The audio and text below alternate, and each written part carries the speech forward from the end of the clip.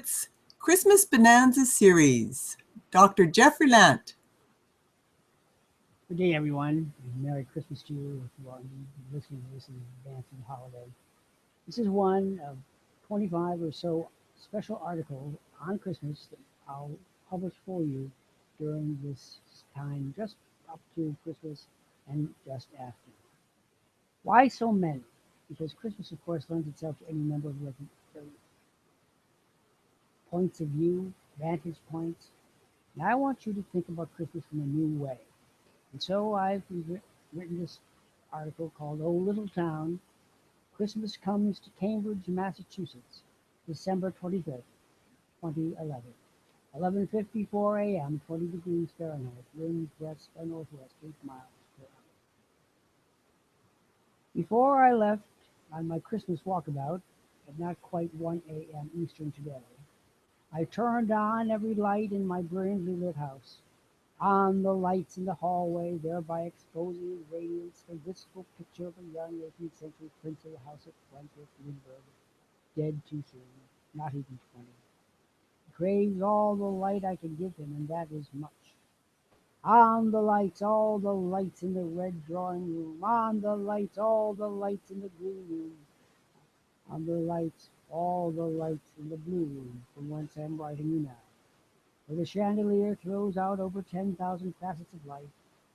So the seller told me. I had long since given up counting them.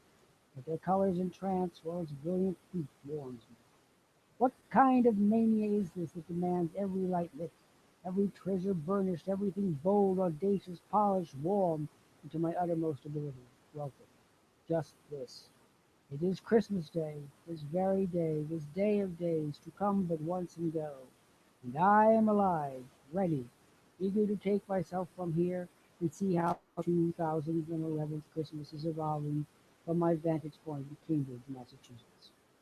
I command all this light first to celebrate the advent of this day and its great meaning, that on this very day over 2,000 years ago the Prince of Heaven was born, a boon to mankind, our sustaining hope unto the ages. And I want him to know that he is welcome here, and has always been, though often I did not know it or should. And two, there must be light, an explosion of light to welcome me home, for I mean to go out and see for myself how this holy night is faring, and what my neighbors may be doing. Red hat, white fur, my laissez-passer. This is my 63rd Christmas,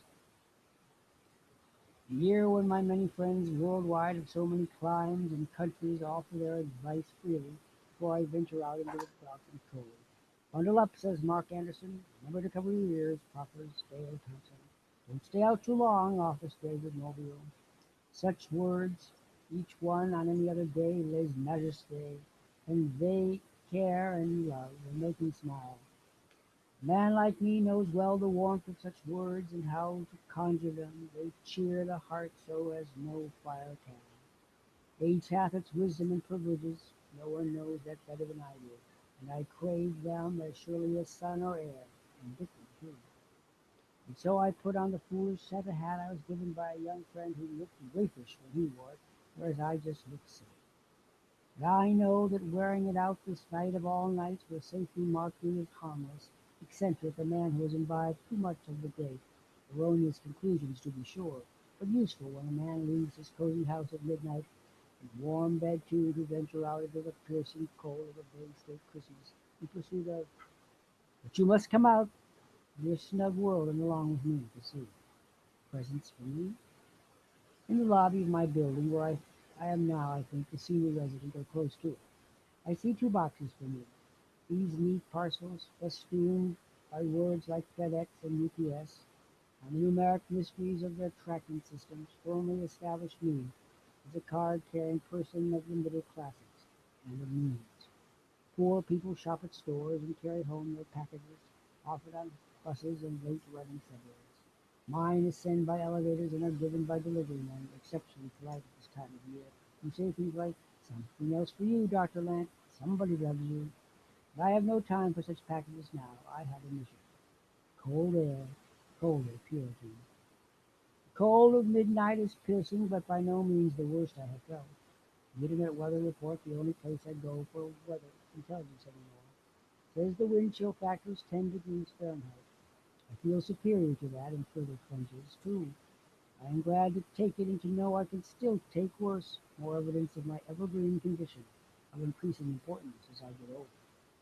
The Cambridge Common, where by ancient law and privilege I could grave my cows, should I have them, is vacant tonight, but the statue of John Bridge continues its austere duty, scrutinizing the lives of Canterbridgians, ensuring not that we are as worthy as he, for that is impossible, that we do not stray too far from his noble example. Bridge was a Puritan, a man of God and God's affairs, and ran these no doubt to God's satisfaction, for Bridge's all-worthy career prospered in the 17th century Cambridge. Such men, the very fiber of moral rectitude and self-assurance, my ancestors too, for a moment, made a point of destroying the old English Christmas of God rest ye merry gentlemen. Bridge would no doubt have disapproved of the frivolity of my chapeau, and so I walked on, glad he was not coming to disturb my living Christmas. The artistry of ice. Burdened by winter as I often am here, captive of the chill Atlantic and its perishing cold, I more often avoid the ice than consider it. Tonight I rectified this error and stopped to scrutinize the random beauty of ice. Frigid patterns that turned yesterday's puddles into today's etched below it. It is beautiful. A kind of sharp avant-garde pattern in black and silver a stylish billionaire might use to dazzle every penthouse guest. Here this transient beauty goes unmarked by all living. There is lively affair across the street, and 7 squad cars skirt police, busily at work at the main gate of Harvard College, just opened days ago, in the thrall of the hapless revolutionaries who occupied Harvard, but not effectively, or for very long. The police are out in force, a tow truck at the ready, a fellow human being in their arms, his Christmas and destiny, to be paid out in hospital for genocide. I look instead at the statue of Senator Charles Sumner, 1811 to 1874, a man of such austerity and respectability that when he escorted Mary Todd Lincoln, there was no touch of scandal at all. But he was recognized the handsomest man at Harvard and in the Civil War of Washington. I often wonder whether the burden of such rectitude made him happy.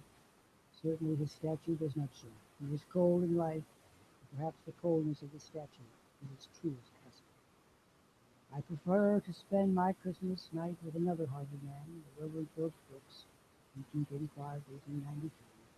He is memorialized in Harvard Yard, but not in copper and stone.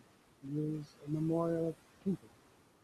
For the people who admired and loved him, created in 1904 Phillips Brooks House Association, a student-run, community-based, nonprofit public service organization, whose mission is the true meaning of this holiday, to give and give until it truly helps and makes a difference. Brooks took the fine tune by organist Lewis Redner and graced it in 1868 with the words we know as "O Little Town of Bethlehem," and whose words are my prayer for us all this day and every day. O holy child of Bethlehem, descend to us, pray, O come to us, abide with us, our Lord Emmanuel. Included and sent to the world as the author's gift, 5:05 a.m. Christmas Day, 2011. Merry Christmas. Beautiful Christmas gift, Dr. Lant. Thanks for sharing and Christmas in Cambridge.